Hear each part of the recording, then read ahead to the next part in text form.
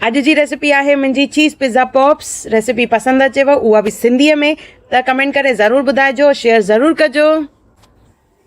जय झूलेलाल दोस्तों, मां मुस्कान आहूजा और तव्हांजो स्वागत आहे मुंहिंजे चैनल हुनर मुस्कान का सिंधी ते। अचो त रेसिपी शुरू कयूं था पिया। सभिनी खां पहिरियों अटो ॻोहिणो आहे त उन जे लाइ असां खीर जो इस्तेमालु कंदासीं। हिते 1 कोप खीर खयो आहे, उन में 1 चमचो खंडु विझंदासीं, थोड़ो सो लूणु स्वाद अनुसार, बेकिंग पाउडर, बेकिंग सोडा न विझणी आहे, बेकिंग पाउडर विझणो आहे 1 टीस्पून। इनखे चङी तरह मिक्स कंदासीं। इहो चङी तरह मिक्स थी वेंदो त उन खां पोइ असां हिन में विझंदासीं 3 चमचा तेल। वरी इनखे मिक्स करे वठंदासीं। इहो चङी तरह मिक्स थी वेंदो। इन खां पोइ हिन में असां विझंदासीं 2 कोप अटो। त हिते मां 2 कोप अटो विझी रही आहियां। कोप जी मेजरमेंट जेका आहे 250 ml आहे। इनखे चङी तरह मिक्स कंदासीं। हे चङी तरह मिक्स थी वेंदो। उन खां पोइ खीर जो इस्तेमालु करे अटो ॻोहिणो आहे। अटो जेको आहे फुल्के जे अटे खां थोड़ो सो सख़्तु हुअणु खपे, यानी जीअं असां पुरीअ जो अटो कीअं ॻोहींदा आहियूं उन हिसाब सां।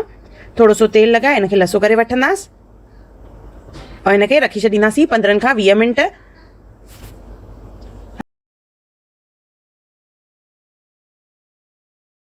ठाहींदासीं असां स्टफिंग। त हिकु बाउल खणंदासीं, उन में विझंदासीं 1 कोप कॉर्न। इन खां पोइ इन में विझंदासीं 1 शिमला मिर्च, लॻभॻि इहो बि 1 कोप ई आहे, सन्हो कटे करे विझंदासीं। बसर विझंदासीं 1 कोप इहो बि, सावा मिर्च 2, साओ मसालो 1/2 कोप। सभिनी जी क्वांटिटी घटि वधि तव्हां पंहिंजे हिसाब सां करे सघंदा आहियो। इन में विझंदासीं चिली फ्लेक्स 1 चमचो, टीस्पून। इन खां पोइ इन में विझंदासीं असां पिज़्ज़ा मिक्स और मिक्स्ड हर्ब्स, ॿई हाफ टीस्पून विझंदासीं।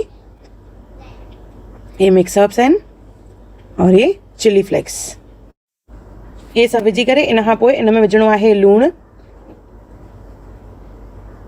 मोज़रेला चीज़ विझंदासीं। उन खां पोइ प्रोसेस चीज़ ॿई 1-1 कप विधा आहिनि मां, और गॾु विझंदासीं 100 ग्राम पनीर। जीअं मां ॿुधायोमांव हर शइ जी क्वांटिटी घटि वधि तव्हां पंहिंजी अवेलेबिलिटी जे हिसाब सां करे सघंदा आहियो।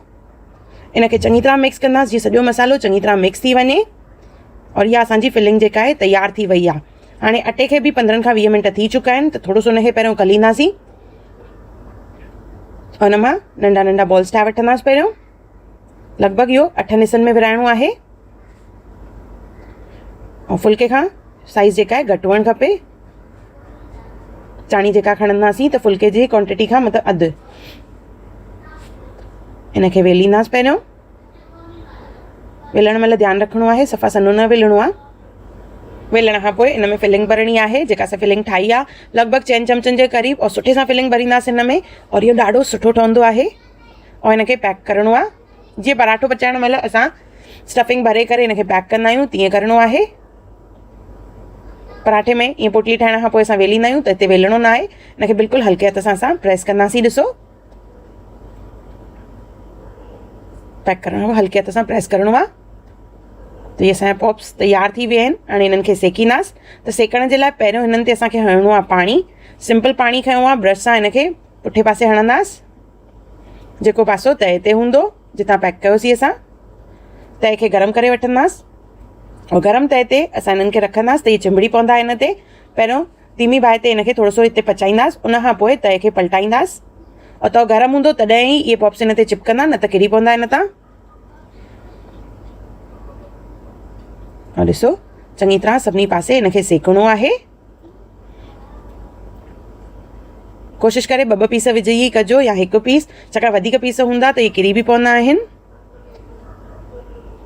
और जीअं जीअं सेकींदासीं त ॾिसो इहे फूलजंदा वेंदा, छाकाणि त असां हिन में बेकिंग पाउडर जो इस्तेमालु कयो आहे। त हिनखे चङी तरह असां सभिनी पासनि खां सेके वठंदासीं। ॾिसो बढ़िया सो कलर अची वियो आहे। इन जे मथां असां हाणे लॻाईंदासीं घी या बटर। मेल्टेड बटर जो इस्तेमालु करिणो आहे या घीअ जो इस्तेमालु कजे।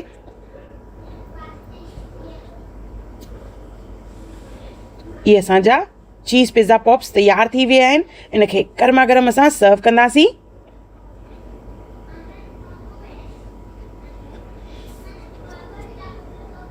मेयोनीज़ टमाटो सॉस विझी करे इनखे गरमा गरम सर्व कंदासीं। ॾाढा टेस्टी आहिनि, ॾाढा डिलीशियस आहिनि। अंदरि जेका फिलिंग आहे हिन में पिज़्ज़ा जी उहा ॾाढी बढ़िया आहे, ॿारनि खे बि वणंदी।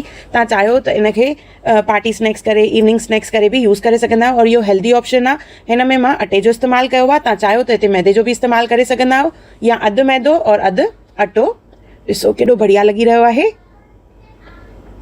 त हिकु दफ़ो ज़रूरु ठाहियो और मूंखे कमेंट सेक्शन में ज़रूरु ॿुधायो त तव्हांखे इहा रेसिपी कीअं लॻी, उहा बि सिंधीअ में। और अहिड़ी कहिड़ियूं रेसिपीज़ तव्हां मुंहिंजे चैनल ते ॾिसणु चाहियो था, उहो बि मूंखे कमेंट करे ज़रूरु ॿुधाइजो।